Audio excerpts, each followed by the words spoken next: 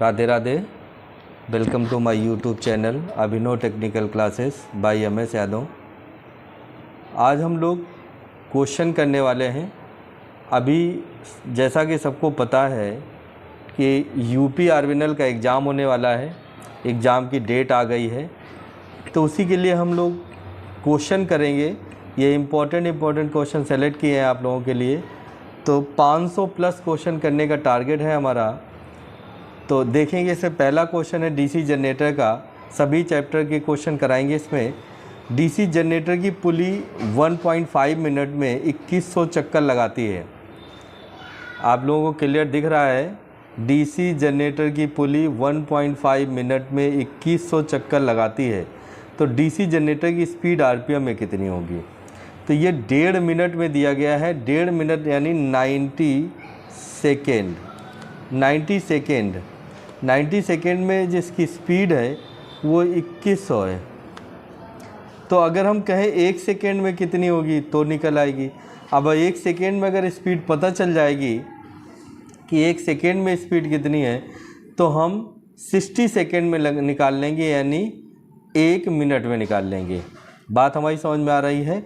ये 1.5 मिनट में है। 1.5 मिनट का मतलब होता है 90 सेकेंड। तो 90 सेकेंड में स्पीड है 2100 आरपीएम। तो अगर कहा जाए 1 मिनट में स्पीड कितनी है, तो 1 मिनट में स्पीड आसानी से ज्ञात की जा सकती है। तो 1 मिनट की स्पीड के लिए हम यहाँ पे क्या कर देंगे, 1 सेकेंड की स्पीड पहले निकाल देंगे।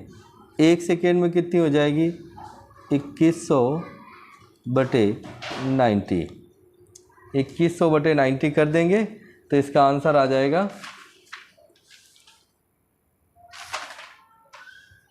तो इसमें आंसर आएगा, अगर हम 2100 में 90 का भाग करते हैं तो ये आ जाएगा हमारा 23.33। ये हमारी 1 सेकेंड में स्पीड आ जाएगी। 1 सेकेंड में। और अगर 1 सेकेंड में पता चल जाएगी 23.33, तो हमें कितने में निकालना है? आरपीएम में। आरपीएम मतलब 1 मिनट में। तो 1 मिनट मतलब 60 सेकेंड। तो 60 सेकेंड के गुणा कर देंगे तो स्पीड आ जाएगी 1400 आरपीएम। तो इसका आंसर हमारा आ जाएगा 1400 आरपीएम। बात समझ में आ गई होगी। ये एग्ज़ाम में आया हुआ क्वेश्चन है, अच्छा क्वेश्चन है। अगला क्वेश्चन है हमारा, डीसी सीरीज जनरेटर को नो लोड में स्टार्ट करने पर ईएमएफ होगा। डीसी सीरीज जनरेटर को नो लोड में, हमने पढ़ा है कि डीसी सीरीज जनरेटर को हम हमेशा लोड लगा के स्टार्ट करते हैं, विदाउट लोड स्टार्ट नहीं करते हैं। तो उसी का क्वेश्चन है, डीसी सीरीज जनरेटर को नो लोड में स्टार्ट करने पर ईएमएफ होगा। तो ईएमएफ जो होता है बहुत निम्न होता है, अति निम्न बोलते हैं। बहुत कम ईएमएफ जनरेट होता है नो लोड पर। और नो लोड में जो ईएमएफ रहता है वो किसके कारण होता है? अवशिष्ट चुंबकत्व के कारण। अगला क्वेश्चन है, इसका हो जाएगा बहुत निम्न, अति निम्न या बहुत निम्न इसको बोलते हैं।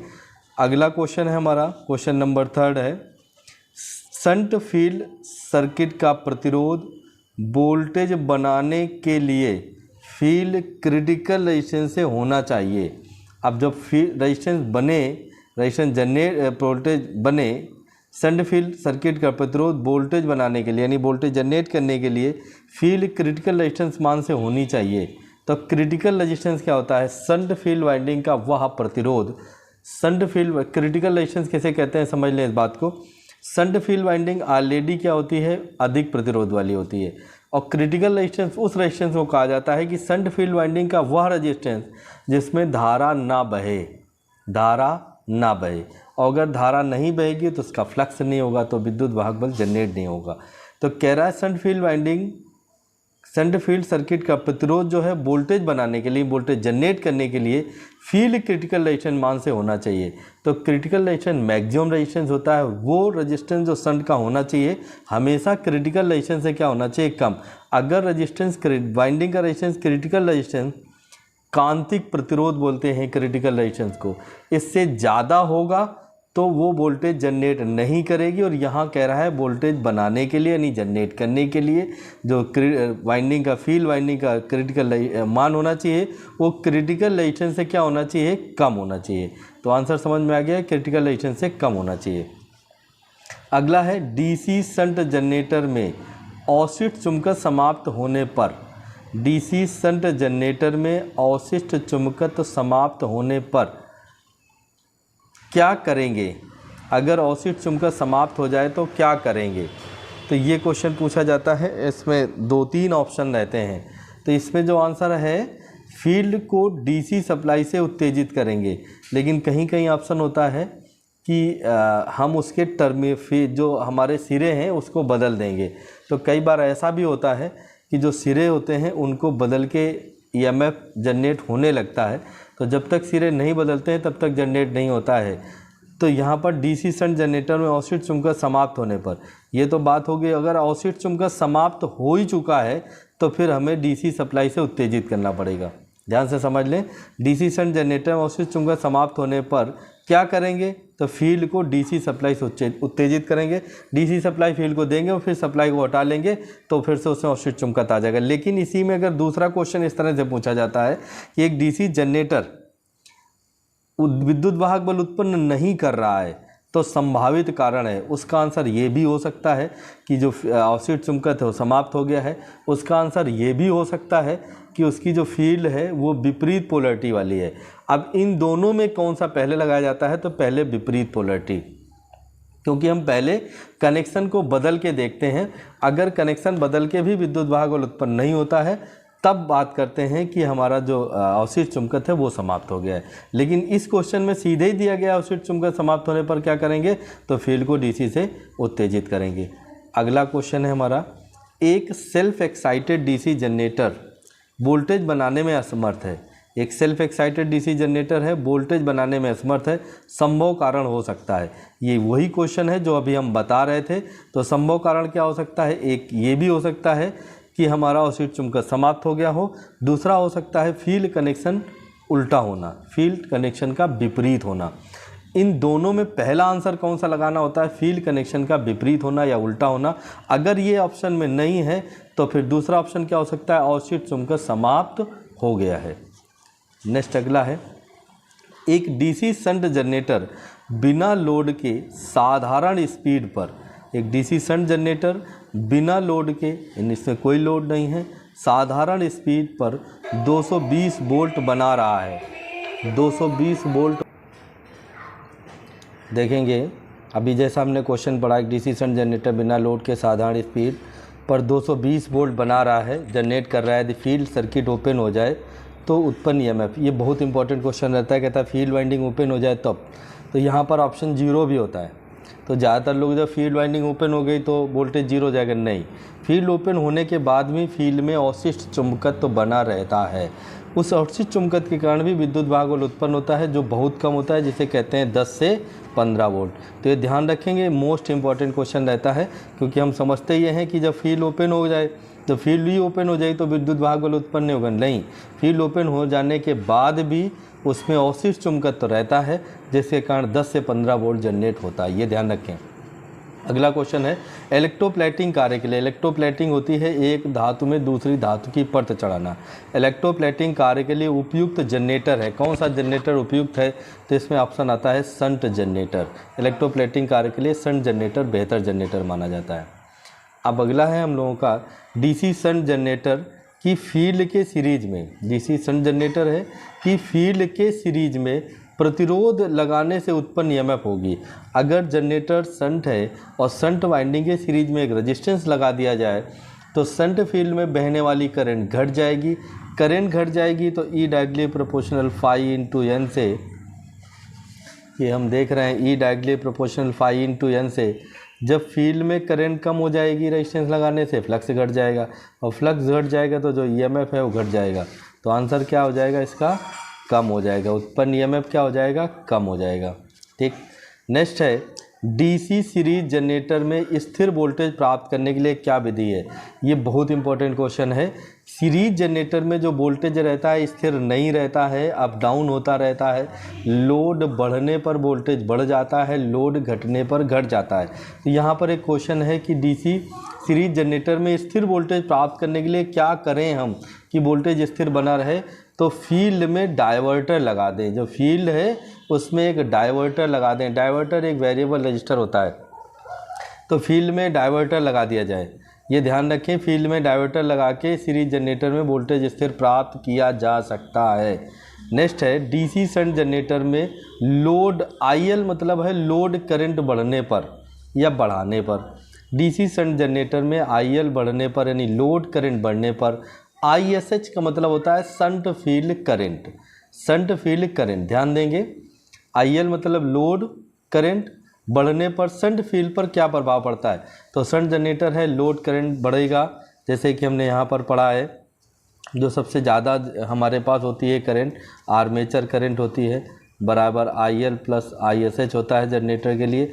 तो अगर हम ये वाली करंट बढ़ाएंगे लोड करंट, तो इसमें कोई बदलाव नहीं होता है। यही है डीसी शंट जनरेटर में आईएल बढ़ाने पर यानी लोड करंट बढ़ाने पर शंट फील्ड में क्या प्रभाव पड़ेगा? तो कोई प्रभाव नहीं पड़ेगा। नेक्स्ट है एक डीसी शंट जनरेटर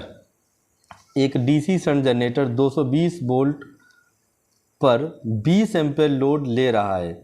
220 वोल्ट पर 20 एम्पीयर लोड ले रहा है। यदि लोड अचानक ओपन हो जाए तो ईएमएफ यानी 20 एम्पीयर का लोड चल रहा था, 220 वोल्ट वोल्टेज था, और अचानक लोड को ब्रेक कर दिया जाए तो जो ओपन सर्किट वोल्टेज है, लोड पर वोल्टेज कुछ कम रहती है, नो लोड पर कुछ बढ़ जाती है। बहुत ज़्यादा परिवर्तन नहीं आता है शंट में, लेकिन कुछ बढ़ जाती है। तो यहाँ पर ऑप्शन क्या हो जाएगी? बढ़ जाएगी या कुछ बढ़ जाएगी। ओपन हो जाए तो ईएमएफ कुछ बढ़ जाएगी। नेक्स्ट है कम्यूटेशन के दौरान, कम्यूटेशन हम लोग पढ़ चुके हैं। कम्यूटेशन के दौरान शॉर्ट वाइंडिंग में प्रेरित विद्युत वाहक बल क्या रहता है? आंसर स्टैटिक रहता है, स्थिर रहता है। शॉर्ट वाइंडिंग में प्रेरित विद्युत वाहक बल क्या रहता है? स्टैटिक रहता है। देखेंगे क्वेश्चन है डीसी वोल्टेज उत्पादन के लिए प्रयुक्त मशीन। तो डीसी वोल्टेज उत्पादन के लिए कौन सी प्रयुक्त मशीन है? अल्टरनेटर है, कंपाउंड जनरेटर है, प्रेरण जनरेटर है, शंट मोटर है। तो इसका आंसर सही हो जाएगा compound generator. Compound generator DC उत्पन्न करता है। ठीक है, तो इसका आंसर क्या हो जाएगा? Compound generator. नेक्स्ट है प्राइम मूवर द्वारा, किसके द्वारा? Prime mover. प्राइम मूवर होता है प्राथमिक चालक। प्राइम मूवर द्वारा प्रचालित डीसी जनरेटर के आर्मेचर में उत्पन्न वोल्टेज की प्रकृति कैसी होती है? नेचर कैसा होता है? तो जो प्राइम मूवर द्वारा डीसी जनरेटर में आर्मेचर में उत्पन्न वोल्टेज होता है वो हमेशा कैसा होता है? एसी होता है, हमेशा एसी होता है। ठीक है, अब आर्मेचर में प्रयुक्त लैमिनेशन की धातु क्या होती है? ये सबसे इंपॉर्टेंट रहता है, बहुत बार पूछा गया है। प्रयुक्त लैमिनेशन की धातु होती है सिलिकॉन स्टील। लैमिनेशन की धातु होती है सिलिकॉन स्टील। कम्यूटेटर का कार्य क्या है? ये बहुत इंपॉर्टेंट क्वेश्चन है। कम्यूटेटर काम क्षेत्र धारा उत्पन्न करना, आर्मेचर में उत्पन्न धारा को एक दिशी करना, फ्लक्स का परिपथ पूरा करना, डीसी को एसी में परिवर्तित करना। तो यहाँ पर हमारे समझ में आता है कि कम्यूटेटर क्या काम कर रहा है? डीसी को एसी में बदल रहा है, एसी को डीसी में बदल रहा है, ऐसे क्वेश्चन होते हैं। लेकिन यहाँ पर सबसे पहला पॉइंट हम देखते हैं जब भी, तो आर्मेचर में उत्पन्न धारा को एक दिशीय करना। क्या ऑप्शन सही होता है? आर्मेचर में जो उत्पन्न धारा होती है उसको एक दिशीय कर देता है। इसके बाद अगर हम बात करें तो कम्यूटेटर का क्या काम कर सकता है? डीसी को एसी में भी बदल सकता है और एसी को डीसी में भी बदल सकता है। तो डीसी को एसी में कब बदलता है ये ध्यान देंगे। डीसी को एसी में बदलता है डीसी मोटर में। जब डीसी मोटर में हम सप्लाई देते हैं आर्मेचर को, तो बाहर से हम डीसी सप्लाई देते हैं, अंदर एसी हो जाती है। जब हम जनरेटर की बात करते हैं तो अंदर एसी होती है, क्योंकि अभी हमने बताया था प्राइम मूवर में जनरेटर में उत्पन्न क्या होती है? एसी होती है। बाहर हमें क्या चाहिए होती है? डीसी। तो कम्यूटेटर से बाहर डीसी प्राप्त करते हैं तो उस समय हमें एसी को डीसी में बदलता है। तो कम्यूटेटर दोनों ही काम कर सकता है, एसी को डीसी में बदल सकता है, डीसी को एसी में। लेकिन इन दोनों ऑप्शन से पहला बेस्ट ऑप्शन होता है आर्मेचर में उत्पन्न धारा को एक दिशी करना। ये ध्यान देंगे। अगला है लैप वाइंडिंग में बुशों की संख्या होती है। जो बुश होते हैं उनमें लैप बाइंडिंग में बुशों की संख्या कितनी होती है? तो कह रहा है लैप बाइंडिंग में A बराबर P, A बराबर P/2, A बराबर 4, A बराबर 2। तो लैप बाइंडिंग के लिए हम अभी एक वीडियो पहले डाल चुके हैं। जो पोलों की संख्या होती है उसी को हम कहते हैं ब्रशों की संख्या। तो जितने पोल उतने ब्रश, A बराबर P। तो समांतर पथों की संख्या P होती है, पोलों की संख्या के बराबर उतने ही ब्रश लगेंगे। अब अगला है डीसी जनरेटर में प्रेरित विद्युत वाहक बल की दिशा ज्ञात की जा सकती है। डीसी जनरेटर में जो प्रेरित विद्युत वाहक बल है उसकी दिशा ज्ञात की जा सकती है। किसके नियम से ज्ञात की जा सकती है? जनरेटर में विद्युत वाहक बल की दिशा किस नियम से ज्ञात की जाती है? इसको हम लोग पहले पढ़ चुके हैं। कह रहा कूलाम के नियम के द्वारा, फ्लेमिंग के बाएं हाथ के नियम के द्वारा, फ्लेमिंग के दाएं हाथ के नियम, कार स्क्रू नियम। तो प्रेरित विद्युत वाहक की दिशा हमेशा फ्लेमिंग के दाएं हाथ के नियम से ज्ञात की जाती है। फ्लेमिंग के बाएं हाथ का नियम कहाँ लगता है? मोटर में घूमने की दिशा ज्ञात करने के लिए। मोटर में घूमने की दिशा ज्ञात करने में कोई डाउट है तो पीछे हमारे डीसी जनरेटर के वीडियो पड़े हुए हैं, उनमें आप जाके इसको पढ़ सकते हैं। हम इस वीडियो के अंत में डीसी जनरेटर का आपको लिंक डाल देंगे। आगे है निम्न में डीसी जनरेटर का भाग नहीं है। निम्न में डीसी जनरेटर का भाग नहीं है। निम्न में डीसी जनरेटर का भाग नहीं है। तो क्या नहीं है डीसी जनरेटर का भाग? देखेंगे तो कह रहा है पोल कोर, योक, आर्मेचर कोर, स्लिप रिंग। तो डीसी जनरेटर में क्या चीज़ नहीं होती? पोल तो होता है, योक होती है, आर्मेचर होता है, स्लिप रिंग नहीं होती। इसका आंसर क्या सही हो जाएगा? Slip ring. फिर कह रहा है डीसी मशीन के योक निर्माण हेतु प्रयुक्त धातु है। डीसी मशीन के योक निर्माण हेतु प्रयुक्त धातु, योक मतलब होता है बॉडी। तो बॉडी बनाने के लिए कौन सी धातु का प्रयोग किया जाता है? तो कॉस्ट स्टील या कॉस्ट आयरन का। तो पहला ऑप्शन होता है कॉस्ट स्टील, दूसरा कॉस्ट आयरन होता है। और एक बोलेगा छोटी मशीन बड़ी मशीन की जब बात करेगा तो बड़ी मशीनों में कॉस्ट स्टील होता है और छोटी में कॉस्ट आयरन होता है। इसमें स्टेनलेस स्टील है, कॉस्ट स्टील है, ताम्र है, ब्रास है। तो इसमें कॉस्ट स्टील सही होगा। अगर हम कॉस्ट आयरन की बात करें तो कॉस्ट आयरन भी सही होता है छोटी मशीनों के लिए। कम्यूटेटर सेगमेंट के लिए प्रयुक्त धातु है। कम्यूटेटर सेगमेंट के लिए प्रयुक्त धातु है तो कम्यूटेटर सेगमेंट के लिए कठोर तांबे का प्रयोग किया जाता है। कार्बन, एल्युमिनियम, कठोर तांबा, स्टील। तो क्या प्रयोग किया जाता है? कठोर खिंचा हुआ तांबा। कठोर खिंचा हुआ तांबा। कठोर खिंचा हुआ तांबा मतलब कठोरनेस की हार्डनेस क्यों लाते हैं? क्योंकि उसमें कार्बन बस घर्षण करते हैं और अगर कार्बन बस किसी चीज़ में घर्षण करेंगे और नॉर्मल कॉपर लगा दिया जाएगा तो वो घिस जाएगा, इसलिए उसमें हार्डनेस किया हुआ कॉपर लगाया जाता है। नेक्स्ट है लेमिनेशन के प्रयोग से। तो लेमिनेशन के प्रयोग से लोड धारा कम हो जाती है, भंवर धाराएँ अधिक हो जाती हैं, भंवर धारा हानियाँ कम हो जाती है, घर्षण हानियाँ कम हो जाती हैं। लेमिनेशन के प्रयोग से क्या चीज़ में चेंज आता है? सबसे पहली बात तो लेमिनेशन किसे कहते हैं? जो हम कोर होती हैं जो पतली पतली पत्तियों की बनाई जाती हैं इन्हीं को लेमिनेशंस कहते हैं।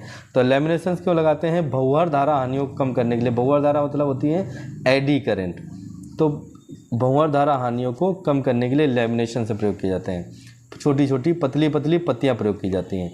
अब इसी में कह देता है लेमिनेशन की मोटाई कम कर देने से क्या होता है? भंवर धारा हानियाँ घट जाती हैं और लेमिनेशन की मोटाई बढ़ा देने पर एडी करंट बढ़ जाती है। अब बात आती है उच्च धारा उत्पादन के लिए। उच्च धारा उत्पादन के लिए सबसे उपयुक्त वाइंडिंग है। तो इसको भी हम पहले पढ़ चुके हैं। अधिक करंट के लिए कौन सी होती है? Lap winding. वेब वाइंडिंग कहाँ की जाती है? अधिक वोल्टेज के लिए। तो नेक्स्ट है इसमें उच्च वोल्टेज क्षमता वाली मशीनों के लिए उपयुक्त वाइंडिंग कौन सी होती है? तो उच्च वोल्टेज के लिए उपयुक्त वाइंडिंग होती है वेव वाइंडिंग। डीसी मशीन में हिस्टैरिसीस हानियाँ निर्भर किस पे करती हैं? अधिकतम फ्लक्स घनत्व पर, प्रयुक्त लौह के आयतन एवं ग्रेड पर, चुंबकीय उत्कोण की आवृत्ति, उपरोक्त सभी पर। तो इस सभी पर निर्भर करती हैं। डीसी मशीन में लौह हानियों के प्रभाव से होता है। लौह हानियों के प्रभाव से क्या होता है? इफिशियंसी घट जाती है, निदक्षता में कमी, कोर की अधिक उष्णता। उष्णता मतलब होती है हीट, कोर में अत्यधिक गर्मी, उपरोक्त दोनों। तो ये दोनों ही चीज़ें संभव हैं, दोनों ही चीज़ें होती हैं। फिर है नेक्स्ट, चित्र में प्रदर्शित है, चित्र में जो बनाया गया है ये क्या है? तो ये आर्मेचर है और ये हमारे पास है शंट फील्ड और ये है सीरीज फील्ड और ये आर्मेचर। तो ये क्या है? कह रहा है शंट जनरेटर है, लॉन्ग शंट कंपाउंड जनरेटर है, सीरीज जनरेटर है, शॉर्ट शंट कंपाउंड। तो लॉन्ग है, ये वाइंडिंग यहाँ से जुड़ी, ये शंट वाइंडिंग दोनों के सीरीज पैरेलल में है, इसलिए इसको बोलते हैं long shunt. Compound generator. Next है डीसी जनरेटर में हानि लोड धारा बढ़ाने पर अप्रत्याशित रूप से बढ़ती है। तो जनरेटर में अगर लोड करंट बढ़ा दी जाए तो कौन लोड धारा बढ़ाने पर अप्रत्याशित रूप से बढ़ती है, क्या चीज़ तेज़ी से बढ़ती है? कह रहा आर्मेचर कॉपर लॉस, वायु घर्षण हानियाँ, क्षेत्र कॉपर लॉस, उपरोक्त सभी। तो जब लोड बढ़ाते हैं तो एक ही चीज़ बढ़ती है, armature copper loss, armature copper loss, armature ताम्र हानियाँ तेज़ी से बढ़ती हैं। ये I²R पे निर्भर करती हैं, HI²R। इसलिए लोड करंट बढ़ेगी तो ये स्क्वायर में बढ़ती है, स्क्वायर में बढ़ती है, इसलिए कहते हैं अप्रत्याशित रूप से बढ़ती है, यानी तेज़ी से बढ़ती है। अगर लोड करंट को दुगना कर दिया जाए तो लॉस, आर्मेचर लॉस 4 गुने हो जाएंगे।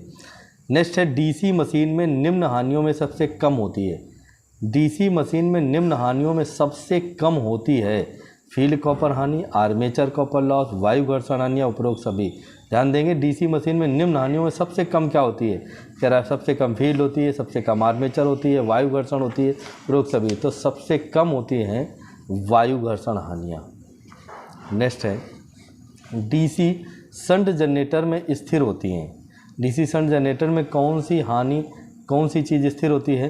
फील्ड कॉपर हानि, भंवर धारा हानि, हिस्टेरिसिस हानि, और डी कह रहा है उपरोक्त सभी।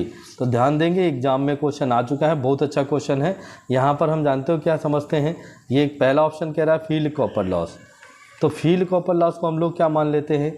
वेरिएबल मान लेते हैं, जबकि ये भी स्थिर होते हैं, क्योंकि शंट फील्ड वाइंडिंग में भी नो लोड से फुल लोड तक करंट जो रहती है स्थिर रहती है। तो ये भी स्थिर है, ये भी है और ये भी, यानी डी ऑप्शन इसका सही हो जाएगा, उपरोक्त सभी। नेक्स्ट है चुंबकीय उत्क्रमण होता है मैग्नेटिक रिवर्सिबल बढ़ाने से अन्य हानियों की, यानी फ्रीक्वेंसी बढ़ाने से, इसका सीधा मतलब है उत्क्रमण बढ़ाने से अन्य हानियों की तुलना में तेज़ी से बढ़ती है। फील्ड कॉपर हानि, घर्षण हानि, हिस्टेरिसिस हानि, भंवर धारा हानि। तो सबसे तेज़ी से बढ़ती है एडी करंट लॉस, यानी भंवर धारा हानि।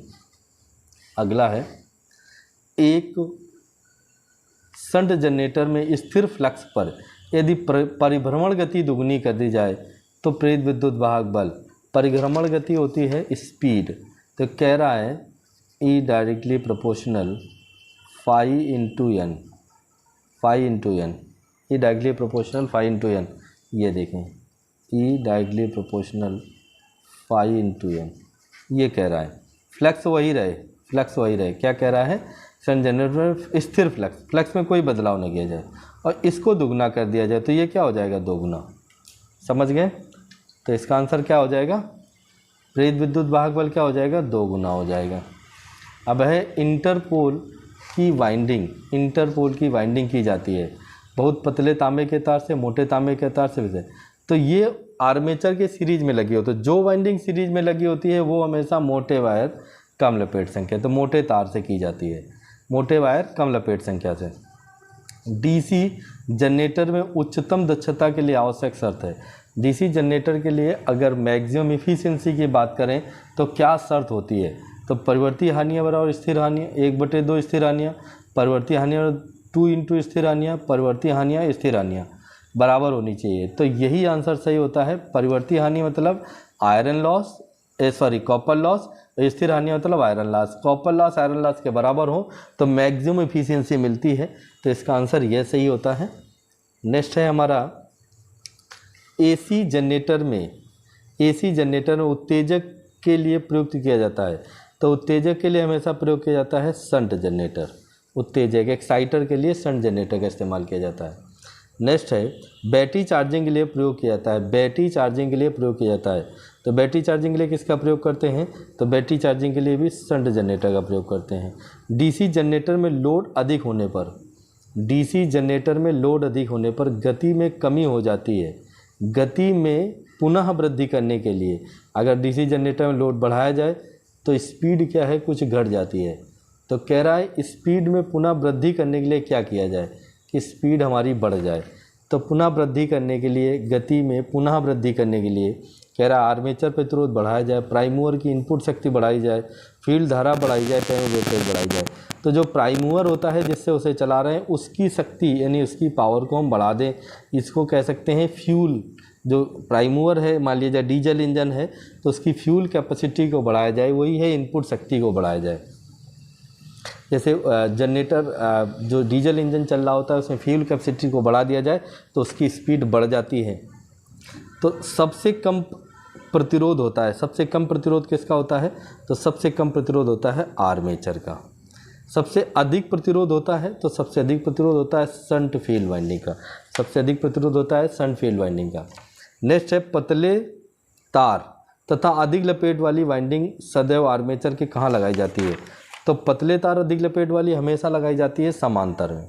कहाँ लगाई जाती है? समांतर में।